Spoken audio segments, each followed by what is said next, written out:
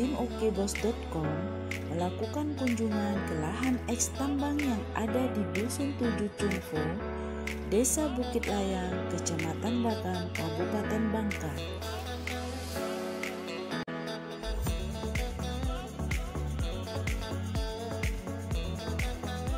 Kepala Desa Bukit Layang, Kecamatan Bakam, Kabupaten Bangka, Andri, berhasil menyulap lahan eks tambang PT Timah menjadi ekowisata sebagai upaya mengangkat ekonomi masyarakat.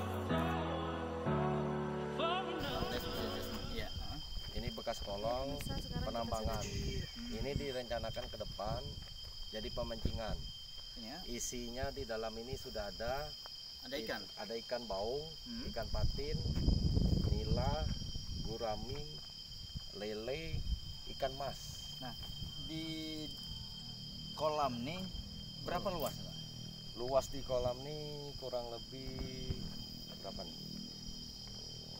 50 kali 80 kali ya. Kurang lebih. Kolam. Iya. Nah, selain kolam, Pak Kades, Ya. lokasi eks tambang ini apa saja yang sudah dikelola oleh Pak Kades? Iya, itu tanaman hortikultura panjang. Itu kayunya. Ini bijur. Ini bibit orang. Itu sorghum. Iya. Kita mengedukasi masyarakat. Ini sulit ya untuk mengelola lahan sebetulnya? Sebetulnya tidak sulit. Tinggal pupuk kandang, tinggal ditambah tanah humus. Udah. Memang kurun waktu 3 tahun tuh memang Pak Kades mencurahkan ke sini ya, semua. pemikiran Ini buah-buahan alpukat, ini abu boiler. Abu boiler. Nah, abu boiler ini sendiri apa nih fungsi ya? Fungsinya untuk menambah unsur hara. Abu boiler digabung sama tanah humus, diaduk, dikasih pupuk. Artinya di sini kita dapat belajar lahan yang tidak produktif bagaimana dikelola menjadi lahan yang produktif.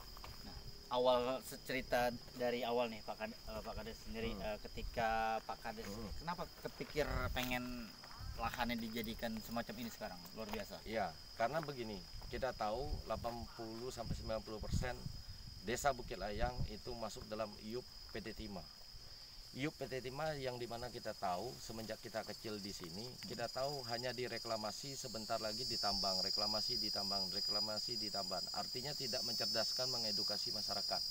Kita berpikir dengan lahan 1,2 ini bagaimana masyarakat pasca tambang itu masyarakat bisa mengelola menjadi nilai ekonomi bagi kebutuhan keluarga itu sendiri. Dan itu dimulai 3 tahun yang lalu? Dimulai 3 tahun yang lalu. Oh, jadi kolam mulai dibenikan, yang gundukan mulai diratakan, apa semua. Termasuk sekarang sudah bisa ditanam. Ya, ditanam nanas, ditanam bijur ya. Iya, kemarin panen tomat di sini. Sekarang jadi ada matahari juga ya. Ya, panen tomat. Ini buah-buahannya kita tanam di sini. Ini alpukat. Durian, kelengkeng, nangka. Kita tanam mangga di sini. Jadi sekarang lahannya sebetulnya udah kembali kayak. Ya. Seperti lahan sudah kembali produktif. Ya, itu tebu, ada kates California kita tanam, dan harapan kita butuh support tadi, butuh kelapa hibrida. Kelapa hibrida kita bikin 1,2 hektar ini sebetulnya sudah bisa dikelola ya. Iya, sudah dikelola.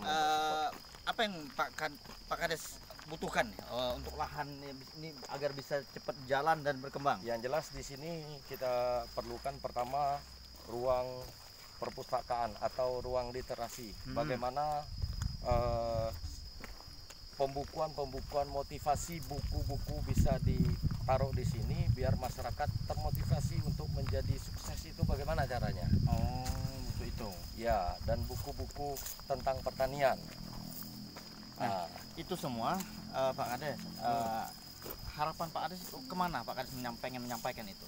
Harapan kami kepada pemangku kepentingan dan kepada pengusaha-pengusaha baik yang ada di Bangka Belitung atau BUMN yang ada. Harapan kami di sini untuk mensupport ini Pertama itu tadi ruang literasi. Kenapa ruang literasi? Isi di dalamnya buku-buku yang bisa memotivasi masyarakat untuk menjadi sukses. Dan yang kedua bisa digunakan untuk areal ibu-ibu senam. Terus yang kedua kami butuh support terutama APE-nya dari taman kanak-kanak, itu kami perlu taman bermain di sini. Terus yang ketiga kami butuh konsultan yang untuk mendesain spot-spot selfie yang modernisasi. Nah, Pak Kades, kalau Pak Kades punya harapan tempatnya menjadi suatu destinasi wisata ke depannya? Ya, harapan kami menuju ke itu. Karena kami berpikir tempat inilah nanti semua sumber kegiatan dan semua potensi yang akan dipasarkan di sini dijadikan satu tempat. Karena di sini akan dijajakan pujadesnya, pusat jajanan desanya, kegiatan-kegiatan yang ada. Jadi harapan kami tempat ini benar-benar orang itu datang itu terinspirasi, terutama untuk dirinya sendiri, baru memotivasi orang lain. Mungkin terakhir Pak Kades, apa himbauan Pak Kades ataupun ajakan Pak Kades kepada masyarakat dan Bukit Layang pada Ya. Harapan kami masyarakat sayangilah lahan yang ada, karena Tuhan tidak menciptakan lahan sebanyak-banyaknya. Lahan semakin sempit, sayangilah lahan, pergunakan lahan yang sempit tersebut menjadi nilai yang menjadi ekonomis, terutama untuk berguna untuk diri sendiri, keluarga, dan orang lain. Terima kasih Pak Kades. Nah, ini rencana pembibitan, Pak. Ini untuk Area ini pembibitan. untuk spot pembibitan. Tebu, Tebu. Tebu. Ini sebetulnya sudah bisa diproduksi nih. Iya, Ya, dengan es tebu. ini atau- rencananya ke depan di sini akan dibangun memang tempat untuk pembibitan, entah itu bibit kembang, bibit buah-buahan di sini. Karena akan mengedukasi masyarakat, menggait ibu-ibu yang daripada di rumah, alung di sini. Nah, begitu. Itu perikanan. Pak Kades, kalau dalam hitungan jarak dari pusat kota Sungai Liat ke sini itu berapa lama perjalanan? Sekitar kurang lebih paling sekitar 15 kilo. Nah, jadi kalau misalkan masyarakat ya yang pengen berkunjung ke sini, ya yang saya melihat di sini banyak edukasi yang Iya. bisa diperoleh masyarakat ya ketika mengunjung ke sini. Ini luar biasa. Jadi harapannya pemerintah daerah ya Iya, pemerintah Support. daerah. terhadap kegiatan yang ada di Layang. Bukit Layang ini sangat diharapkan sekali. Betul. Ini kami mengkombinasikan di dalam wareng lele, di luarnya nila, enceng gondok itu untuk pangan cadangan. Artinya lelenya kita 2 kali keuntungan, lelenya kita panen, sisa makanan dari atau Lele kotoran lele itu dimakan bisa nila. dimakan nila. Jadi sistemnya Luar biasa. siklus kehidupan. Rantai makanan. Rantai makanannya berjalan. Di sini spot gurami. Indukan gurami di sini dan dipijak secara manual. Nanti diambil. Penyalahan semacam Ini usus gurami. Jadi nanti telurnya bisa diwareng. Nanti sudah menjadi anakan. Ada berapa banyak gurami yang 14 indukan. 14 indukan. Dan itu pembesaran guraminya. Ya. Nah, di sini gurami kurang lebih tuh gurami. Sekitar 700 gurami untuk pembesaran. Di sini. Kita kombinasikan gabung dengan ikan mas koi. Itu gurami. 700 gurami. Itu indukan lele. Samping. Samping ini indukan lele. Lele ini gurami. Ini gurami. Nah, dari masa Pak Kades mengembangkan ini sudah ada belum yang sudah dipasarkan, Pak Kades? Ya, kalau nila sudah ada kita pasarkan. Kalau sudah. gurami dari mulai anaknya kita sudah mendapatkan income. Oh, dari Artinya anak ya? gurami dengan ukuran kurang lebih 1 jempol lebih lah sudah kita bisa dapat nilai dari penjualan bibit. Sudah ada Iya. penjualan. Kalau lele kemarin kita sudah menjual benih kurang lebih 120.000 benih.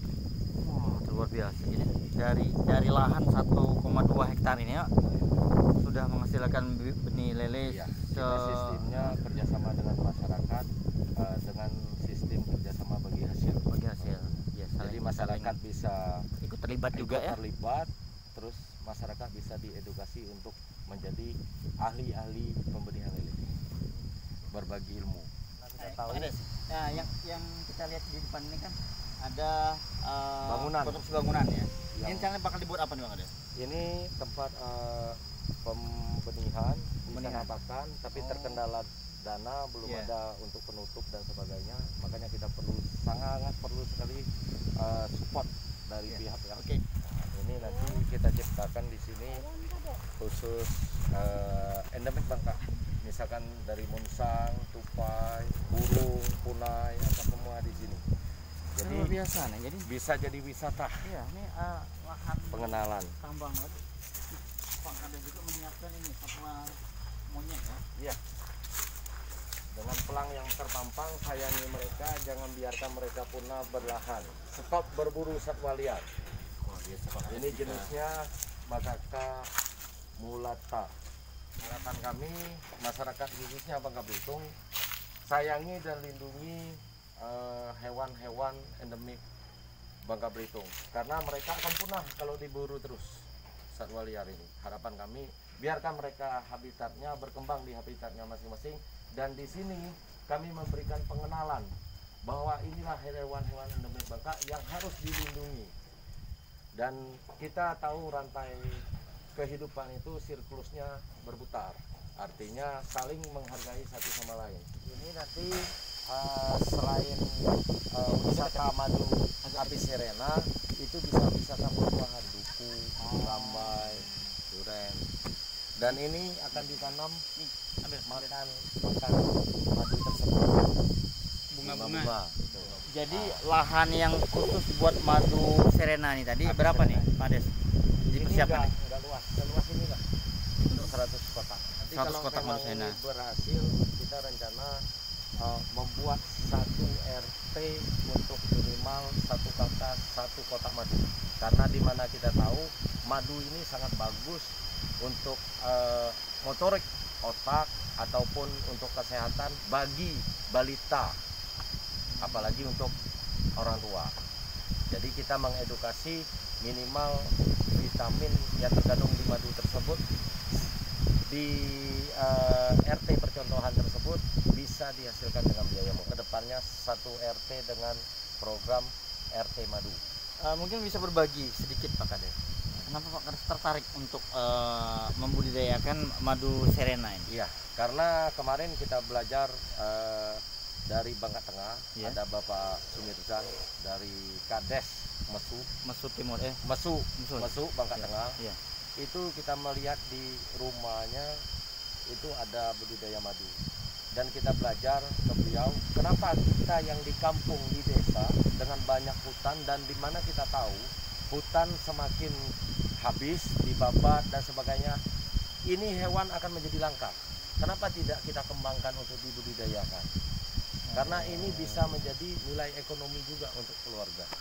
Ya, sementara lokasi habitatnya kan habis. Iya. Dia harus dilindungi juga. Harus dilindungi dan dijaga. Di sini kita kembangkan. Target Karena Pak Kades pemakan. sendiri dari akan rencanakan 100 Iya. ini ya 100 kotak madu Madu. serena ini. Kapan bisa terrealisasi target Pak Kades?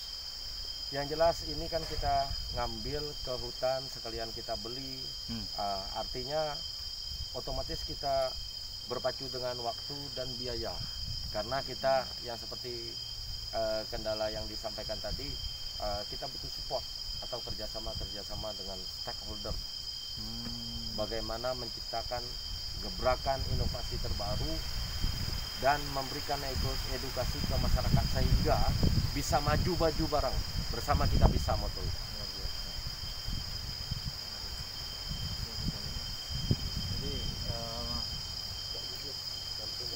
pemirsa, apa yang kita lihat saat ini sebetulnya program besar, rencana besar dari Kades Wilayang, dan ini kita lihat bangunannya sebetulnya butuh biaya. Jadi Pak Kades tadi sudah mengatakan kepada masyarakat bahwa mereka butuh support daripada CSR, daripada PT Timah yang memang selalu berkomitmen untuk membantu masyarakat, apalagi di wilayah-wilayah penambangan mereka. Mari kita dukung Kades